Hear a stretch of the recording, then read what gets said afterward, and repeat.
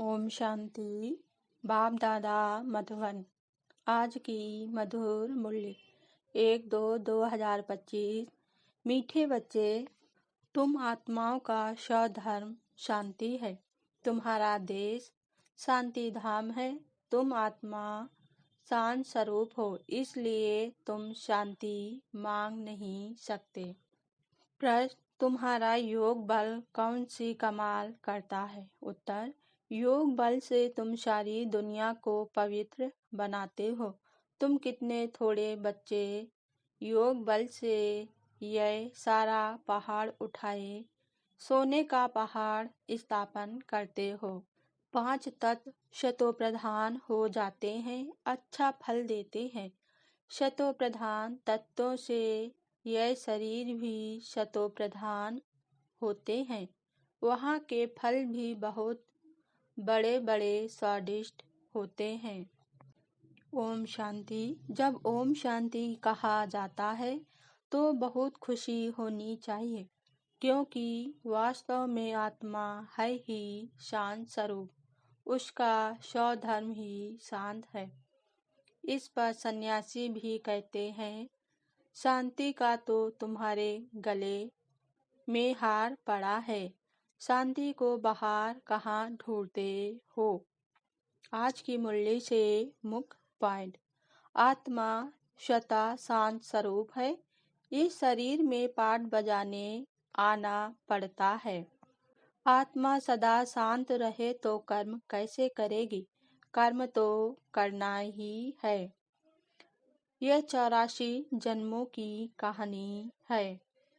मम्मा बाबा 84 जन्म लेते हैं। कुमार का है, जनक है, ऐसे ऐसे महारथी जो है वह 84 जन्म लेते हैं। मैं तो शिव बाबा का बच्चा हूँ ना, फिर याद क्या करें? नहीं, याद करना है। हम आत्माओं को शिव बाबा पढ़ा रहे हैं, यह भी भूल जाते हैं। शिव बाबा एक ही टीचर है जो सृष्टि के आदि मध्य अंत का राज सुनाते हैं। शरीरधारी हैं, 5 तत्वों का बना हुआ है। उनको याद किया तो गोया मिट्टी को याद किया। 5 तत्वों को याद किया। शिव बाबा तो अशरीरी है, इसलिए कहते हैं अशरीरी बनो, मुझ बाप को याद करो। गीता का भगवान कौन? भगवान रचयिता तो एक होता है। तुम योग बल से अपनी ज्योति जगाते हो। योग से तुम पवित्र बनते हो।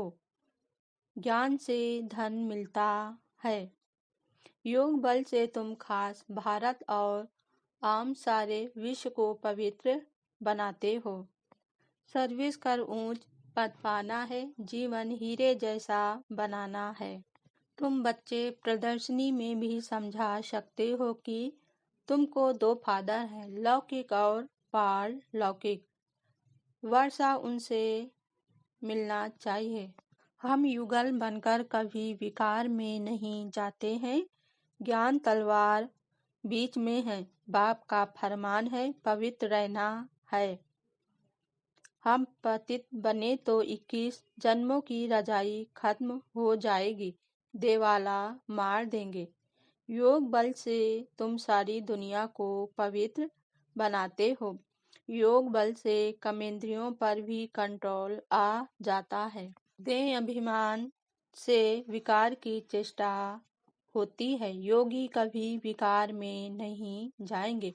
ज्ञान बल तो है। उल्लास उमंग हो तब ऊंच पद पा सकते हैं।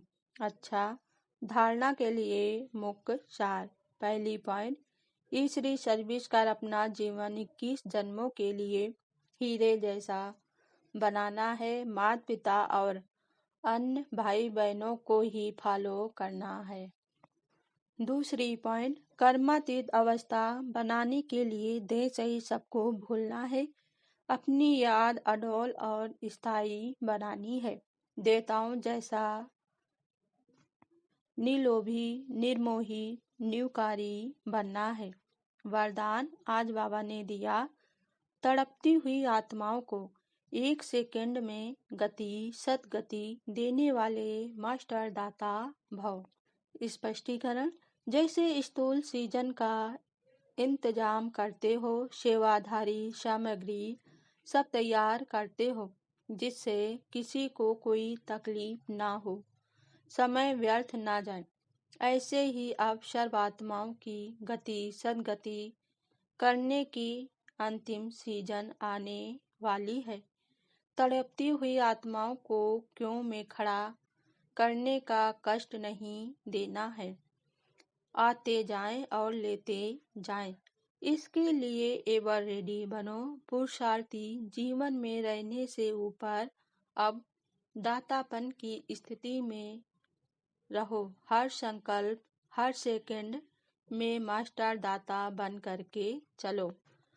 स्लोगन आज बाबा ने दिया, हजूर को बुद्धि में हाजिर रखो तो सर्व प्राप्तियां जी हजूर करेंगी।